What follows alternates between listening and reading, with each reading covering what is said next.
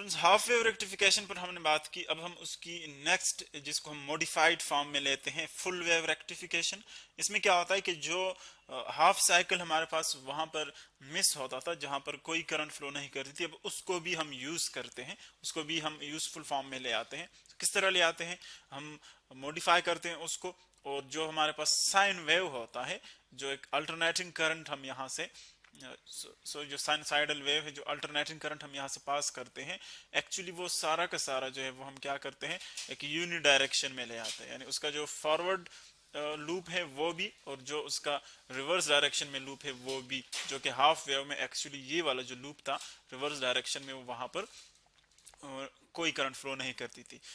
अब उसको थोड़ा सा रिवाइज करते हैं। जो हमने फॉरवर्ड बायस्ड पढ़ा, फॉरवर्ड बायस्ड, अगर आप फॉरवर्ड बायस्ड में देखें, रिमेंबर के पी टाइप जो था, पी टाइप सेमीकंडक्टर, जो उसका पी एंड था पॉजिटिव टाइप, वो हम कनेक्ट करते हैं पॉजिटिव टर्मिनल के साथ, और जो एन टाइप है, एन टाइप सेमीकंडक्टर, उसको हम कनेक्ट करते हैं नेगेटिव टर्मिनल से। सो ये फॉरवर्ड बायस था। एक्चुअली यहाँ पर जो एक्सटर्नल इलेक्ट्रिक फील्ड है वो स्पेस चार्ज के अपोजिट होता है इन डायरेक्शन। सो जो बैरियर है वो वीक बन जाता है और करंट फ्लो करता है। इसी तरह अगर आप नेक्स्ट उसका जो सेकंड वर्जन हमने देखा, सेकंड कैटेगरी में हमने देखा, वहां पर पी टाइप जो एंड है उसका सेमीकंडक्टर का, पी टाइप का एंड, वो हम नेगेटिव से कनेक्ट करते हैं, और जो एन टाइप है, एन टाइप एंड, वो कनेक्ट करते हैं पॉजिटिव से। ये हम डिटेल में पढ़ चुके हैं, जस्ट उसको हम रिवाइज करते हैं। यहाँ पर कोई करंट फ्लो नहीं करता, बिकॉज जो फील्ड्स हैं दोनों, एक्सटर्नल इलेक्ट्रिक फील्ड बैटरी या किसी सोर्स की वजह से जो है, और इंटरनल स्पेस चार्ज जो जंक्शन के ऊपर है, वो दोनों एक ही डायरेक्शन में जाते हैं, बैरियर और भी स्ट्रांग बन जाता है। सो यहाँ पर कोई करंट फ्लो नहीं करता, नो करंट। लेकिन हमने देखा था कि यहाँ पर एक्चुअली माइनॉरिटी करंट जो है, माइनॉरिटी चार्जेस की वजह से स्मॉल करंट फ्लो करता है, जिसको हम नेग्लेक्ट करते हैं। सो प्रैक्टिकली कोई करंट हम नहीं लेते, और यहाँ पर मैक्सिमम करंट फ्लो करता है, मैक्सिमम करंट, चूंकि जो बैरियर है वो वीक बन जाता है, और जो मेजॉरिटी कैरियर्स हैं वो यहाँ से पास होते हैं। अब अगर आप देखें इन्हीं चीजों को अगर हम यूज कर लें, एक उसी तरह ट्रांसफार्मर हम यहाँ पर लेते हैं, ट्रांसफार्मर हम यूज करते हैं। ट्रांसफार्मर में चूंकि आम तौर पर हम देखते हैं, हमें स्टेप अप या स्टेप डाउन जो होता है वो हमें अल्टरनेटिंग सिग्नल्स देता है। सो यहाँ पर जो एक उसका प्राइमरी कॉइल है, प्राइमरी वाइंडिंग, वो आप यहाँ से देख रहे हैं, ये ट्रांसफार्मर का प्राइमरी वाइंडिंग है। हम उसको एक अल्टरनेटिंग वोल्टेज, अल्टरनेटिंग सिग्नल जो है प्रोवाइड करते हैं। अब इलेक्ट्रोमैग्नेटिक इंडक्शन की वजह से जब यहाँ पर वेरिएशन होगी इलेक्ट्रिक करंट में, सो मैग्नेटिक फील्ड चेंज होगी, और यहाँ पर सेकेंडरी कॉइल में वो उसी तरह की मैग्नेटिक फील्ड चेंज होने से इलेक्ट्रिक फील्ड प्रोड्यूस होते हैं, इलेक्ट्रिक करंट इंड्यूस हो जाते हैं, जिसको हम कहते हैं इंड्यूस्ड इलेक्ट्रिक करंट।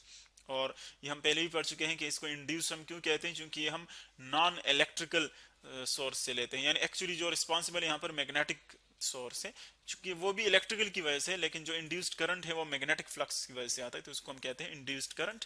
अब ये इंड्यूस्ड करंट हम यहाँ पर दो डायोड्स इसमें कनेक्ट कर लेते हैं। एक आप देख रहे हैं जो अपर वन है उसको हम D1 कह देते हैं, ये D1 डायोड नंबर 1, और ये लोअर एंड पे जो है ये है D2 डायोड नंबर 2। और जो इन दोनों का मिड पॉइंट है उसको हम कॉमन लेते हैं, दोनों के साथ कॉमन टर्मिनल है, वहां पर हम सीरीज में एक रेजिस्टेंस लेते हैं R, जिसको आप यहां से देख सकते हैं। 3 पॉइंट्स आ गए, एक है ये पॉइंट जो कि डायोड 1 से कनेक्टेड है, बी पॉइंट डायोड 2 से कनेक्टेड है, और सी जो है वो दोनों में कॉमन है, सी, इसको हम सेंटर टैप कहते हैं, सेंटर टैप टर्मिनल। सो अब अगर आप देखें, जब फर्स्ट हाफ ये वाला पार्ट, चूंकि हम लेते हैं कि अल्टरनेटिंग करंट जो है वो उसका फर्स्ट वेरिएशन यू होता है फॉरवर्ड डायरेक्शन में, तो जब ये वाला लूप पास होगा तो उस केस में हम लेते हैं कि लेट जो हमारे पास डायोड 1 है वो ये एंड उसका पॉजिटिव है, ये एंड पॉजिटिव है विद रिस्पेक्ट टू सी। सो क्या होता है कि पॉजिटिव जो इसका पी टाइप है, पी टाइप एंड ये वाला, वो पॉजिटिव टर्मिनल के साथ कनेक्ट हो जाता है ये, और जो एन टाइप है वो नेगेटिव टर्मिनल के साथ कनेक्ट हो जाता है। तो एक्चुअली क्या होता है कि फॉरवर्ड बायस में आ जाता है, जिस तरह की ये हमने कॉन्फ़िगरेशन दी है उसकी। सो फॉरवर्ड बायस में क्या होता है, मैक्सिमम करंट फ्लो करता है बिकॉज बैरियर वीक बन जाता है। सो यहाँ पर करंट पास होता है, एंड फॉरवर्ड लूप में क्या होता है, करंट पास होता है। और अगर आप D2 देखें, सो D2 इस केस में क्या होता है, वो रिवर्स बायस्ड होती है, रिवर्स बायस्ड होती है। तो इसीलिए रिवर्स बायस में D2 जो है इस केस में करंट फ्लो नहीं करती, पास नहीं करती, सिर्फ फॉरवर्ड बायस में होती है D1 जो कि करंट को पास करती है। सो हमारे पास जो आउटपुट होगा उसका D1 की जगह ये आ जाएगा, D1 की वजह से हमें आउटपुट मिलेगा जो कि यूं आ जाएगा D1, यानी एक्चुअली हमने अल्टरनेटिंग करंट उसको दे दिया और D1 ने जो पास कर दिया करंट, कंडक्ट कर दिया, वो इस फॉर्म में हमें एज आउटपुट मिल जाएगा। इसी तरह जब नेक्स्ट ये वाला पार्ट अल्टरनेटिंग करंट से जो प्राइमरी कॉइल से हम पास करते हैं, जब ये वाला पार्ट आ जाएगा तो फिर क्या होगा, क्योंकि करंट रिवर्स हो गई, सो अब इलेक्ट्रोमैग्नेटिक इंडक्शन की वजह से यहाँ पर मैग्नेटिक फील्ड रिवर्स होगी, मैग्नेटिक फील्ड रिवर्स होगी, सो यहाँ पर जो इंड्यूस्ड करंट होगा वो भी रिवर्स बन जाएगा। अब इंड्यूस्ड करंट अगर रिवर्स बन जाए तो इसका मतलब ये हुआ कि अब इन दोनों की जो पोलैरिटीज है वो चेंज हो जाएगी, ये पॉइंट बी पॉजिटिव रह जाएगा विद रिस्पेक्ट टू सी।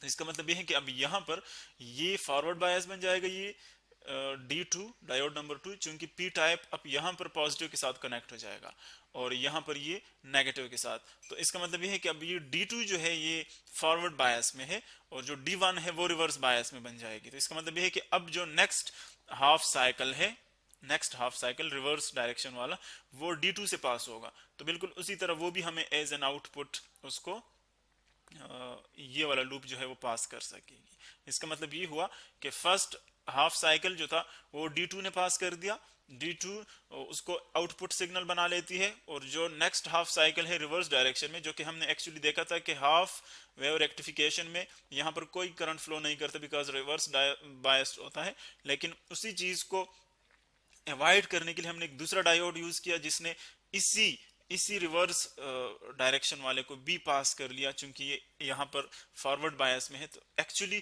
पूरा का पूरा वेव जो है वो पास हो जाता है। इसी तरह नेक्स्ट फिर जो फॉरवर्ड होगा वो D1 पास कर लेगी इस तरह, और जो रिवर्स होगा वो D2 पास कर लेगी। सो इन दोनों के दरमियान गैप्स नहीं आएंगे, जो कि हमने एक्चुअली देखा था हाफ वेव रेक्टिफिकेशन में। हाफ वेव में इस तरह था कि फर्स्ट जो साइकिल है हाफ साइकिल वो पास हो गई, नेक्स्ट में रिवर्स बायस है, वहां पर कोई करंट फ्लो नहीं करता, सो यहाँ पर गैप्स आ जाते थे दरमियान में। उसी गैप को हमने रिमूव कर दिया with the help of second diode. So ये ग्राफ हमारे पास कुछ इस तरह बनेगी, इसकी जो ग्राफ है यूं बनेगी, ये आ जाएगा ग्राफ। सो अब आप देख रहे हैं यहाँ पर कि एक्चुअली जो हम देख रहे हैं ग्राफ के ऊपर जो दोनों में डिफरेंस है कि यहाँ पर जो जीरो करंट्स के जो गैप्स थे वो रिमूव हो गए। सो ये एक्चुअली हमें देता है फुल वेव रेक्टिफिकेशन, जिसमें हमने 2 डायोड्स यूज किए हैं, और हाफ वेव रेक्टिफिकेशन में हमने क्या किया था, एक ही डायोड यूज किया था। बिल्कुल इसी तरह यहाँ पर भी हम पीक वैल्यूज लेते हैं, यानी ये जो है इनकी पीक वैल्यूज हैं, फिर पीक वैल्यूज जो है इनकी हम एवरेज भी ले सकते हैं, एवरेज भी, और आरएमएस वैल्यूज भी ले सकते हैं। सो हम जो डीसी है उसकी एक्चुअली पीक वैल्यूज लेते हैं, यानी अगर आप हाफ वेव रेक्टिफिकेशन में देखें तो वहां पर इसकी, इस वेव की हाफ साइकिल की और इसकी हम एवरेज लेते थे, जो कि एक्चुअली 0 है, ये वाली लाइन। सो अब अगर आप यहाँ पर देखें फुल वेव में 0 नहीं है बल्कि वहां पर भी लूप है, तो इसका मतलब है कि इसका आउटपुट जो है वो डबल हो जाएगा। so ये था स्टूडेंट्स हमारे पास फुल वेव रेक्टिफिकेशन, जिसमें हम एक ऐसी सिग्नल को पास करते हैं 2 डायोड से जो कि कनेक्टेड है विद ट्रांसफार्मर, और एक्चुअली वो दोनों को एक यूनि डायरेक्शन बनाती है, डीसी करंट बनाती है, कोई उसमें गैप्स नहीं आते।